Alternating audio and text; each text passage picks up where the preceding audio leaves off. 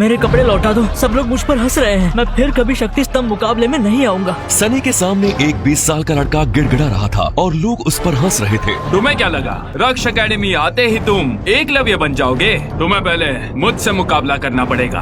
तभी लोगों में से एक आवाज आई, मैं करूंगा तुमसे मुकाबला। सभी लोगों की नजर उस आवाज को ढूंढ रही थी। तभी भीड़ में से 18 साल का एक लड़का सामने आया। वो मेसेडोरिया शहर के शक्तिशाली शौर्य दल के लीडर का बेटा ध्रुव था, जिसे देखकर सनी जोर जोर से हंसने लगा। बाकी लोग भी हंसने लगे। अरे ये तो इस साम्राज्य के होने वाले भावी सम्राट शक्ति शिरोमणि राजकुमार ध्रुव है। इसकी मंगेतर ने भरे दरबार में शादी तोड़कर इसकी हड्डियां तोड़ने की बात की है और ये मुझसे मुकाबला करेगा।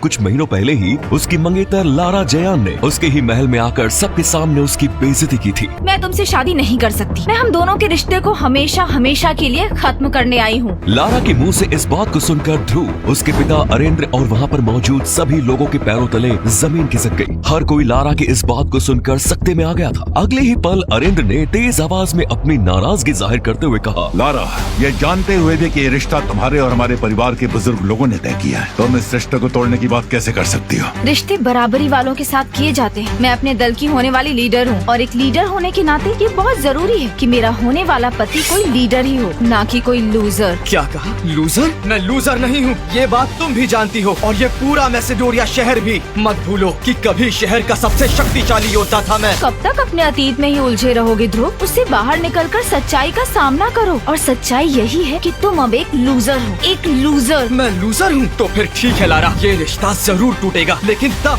जब तुम इस लूजर की दुल्हन बन जाओगी। ये सुनकर लारा भी हैरान थी। उसे लगा शायद ध्रुव पगला गया है। तुम कहना क्या चाहते हो? मैं तुमसे रिश्ता तोड़ने की बात कर रही हूँ और तुम शादी की बात कर रहे हो। मैं भी वही कह रहा हूँ जो तुम चाहती हो, लेकिन उसके लिए तुम्हें पहले मुझसे शादी करनी होगी और फिर तुम्हें तलाक देकर मैं तुम्हें हमेशा हमेशा के लिए इस रिश्ते से आजाद कर दूंगा। ध्रुव की बात सुनकर लारा का गुस्सा 7वें आसमान पर पहुंच गया। उसने अपने हाथों को हवा में उठाया और एक लाल रंग की रोशनी का वार ध्रुव पे किया। ये देख अरेंद्र चिल्लाए, रुक जा लारा, ये तुम ठीक नहीं कर रही हो। लेकिन तभी एक तेज धमाका हुआ। सबको लगा मानो ध्रुव का किस्सा खत्म हो चुका है। लेकिन जैसे ही धमाके के कारण हुआ धुआं छटा तो सबने देखा कि ध्रुव सही सलामत खड़ा था और उसकी ढाल बनकर उसके आगे खड़ी थी उसकी खास दोस्त ईरा, जिसने लारा की वार को विफल कर दिया था। लारा, तुम्हें क्या लगता है कि शौर्य दल में कोई नहीं जो तुम्हारी शक्तियों का सामना कर सके? अगर मुकाबले का इतना ही शौक है तो चलो बाहर मैदान में, पता चल जाएगा कौन किस पे भारी है। ईरा ने अगले ही पल अपने दोनों हाथों को हवा में घुमाया और उसके हाथों से सुनहरे रंग की रोशनी निकलने लगी। वो उस रोशनी का वार लारा पर करने ही वाली थी कि तभी अरेंद्र जोर से चिल्लाए, बंद करो ये सब, ये मेरा घर है, कोई लड़ाई का मैदान नहीं। उन्होंने ईरा को इशारा से उसे खुद पे काबू करने को कहा। अरेंद्र का इशारा समझ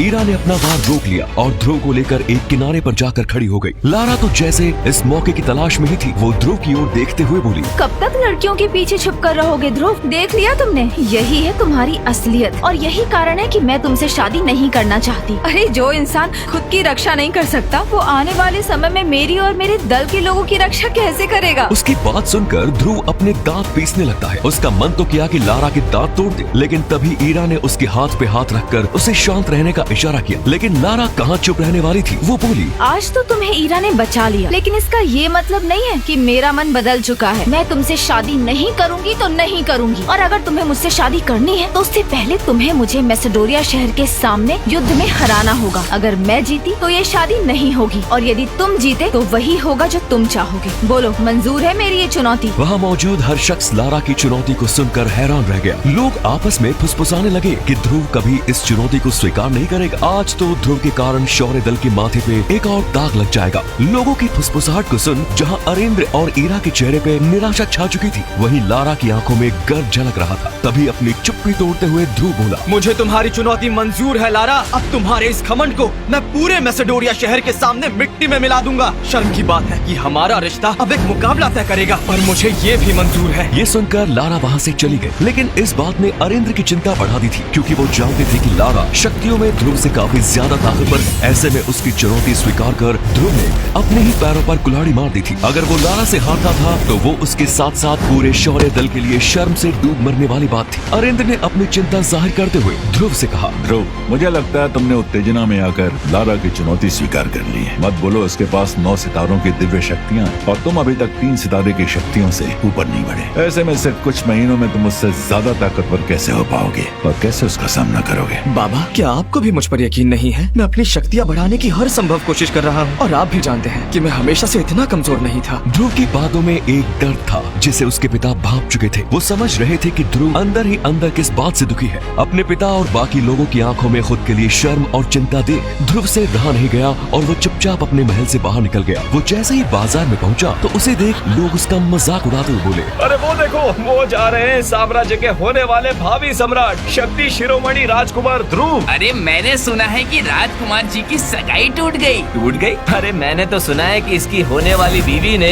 इसकी हड्डियां तोड़ने की बात की है। शादी तो उसके बाद टूटेगी। और इसी के साथ वहाँ लोगों की हंसी के ठहाके लगने लगे। लोगों की हंसी और तानों को सुन ध्रुव का मन अधीर हो उठा। वो शहर से बहुत दूर जंगल में बनी अपनी माँ की समाधि के पास पहुँचा और उसे लिपट कर रोने लगता है। देखा माँ आपने, ये दुनिया मुझे नकारा समझती है। आज मैं बहुत अकेला हो चुका हूँ माँ। अब मैं यहाँ नहीं रह सकता। मुझे अपने पास बुला लो माँ, मुझे अपने पास बुला लो। और तभी एक रहस्यमयी आवाज गूंजी। रोना किसी समस्या का हल नहीं है ध्रुव, और तुम्हारी किस्मत में जीतना लिखा है, हारना नहीं। जैसे ही ध्रुव ने उस आवाज को सुना वो एक पल के लिए स्तब्ध हो गया। उसके आंसू रुक गए और वो डरते हुए बोला, कौन है यहाँ? माँ, क्या ये आप हो? तभी एक बार फिर वो रहस्यमयी आवाज गूंजी। ध्रुव, मेरी बात ध्यान से सुनो। तुम नाकारा नहीं हो और बहुत जल्द ये बात तुम्हारे साथ साथ पूरे मैसेडोरिया शहर को पता चल जाएगी। माँ, आप मेरे सामने क्यों नहीं आ रही हो? मुझे आपको देखना है माँ। मुझे आपको गले लगाकर रोना है। बहुत कुछ है जो आपको बताना है माँ। अभी उन सब बातों का समय नहीं है ध्रुव। अभी जरूरी ये है कि तुम अपनी शक्तियों को बढ़ाओ। समय आने पर हम दोनों जरूर मिलेंगे। पर मेरी शक्तियाँ कैसे बढ़ेंगी माँ? उस अंगूठी से जो मैंने तुम्हें दी थी। अपनी माँ के उन शब्दों को सुनकर ध्रुव ने अपने हाथों की ओर देखा। उसके बाएं हाथ की अनामिका उंगली में उसने एक काले पत्थर की अंगूठी पहनी हुई थी। ये अंगूठी उसे उसकी